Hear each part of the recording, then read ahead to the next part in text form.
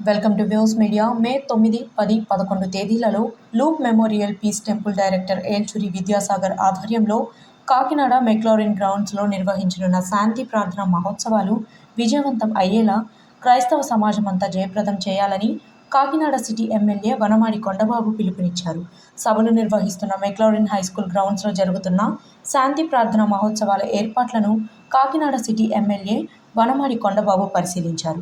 ఈ కార్యక్రమంలో mission to the nation director bishop Elchuri Paparao, district pastors fellowship honorary president Adi bishop Joseph Benny, district pastor fellowship general secretary reverend Sirama Isaac, Masa Vijay Kumar, పాస్టర్లు తదితరులు పాల్గొన్నారు.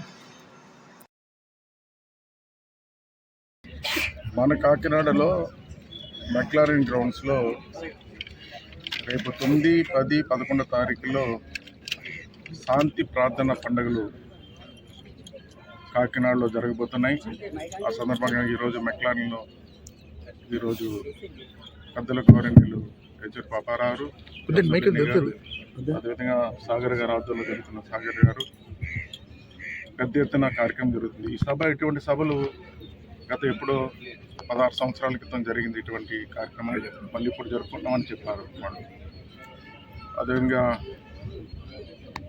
Dinakar Paul గారు family ముఖ్య అతిథిగా రాబోతున్నారు. వారు గొప్ప సేవకులు.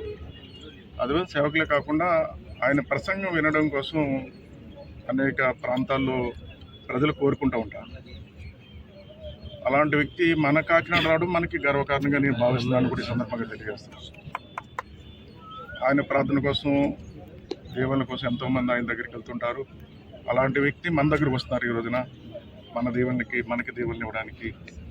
అదేవిధంగా ఇప్పుడు కావాల్సింది కూడా ఈరోజు చూశాను, శాంతి ప్రార్థన పండుగ జరుగుతుంది.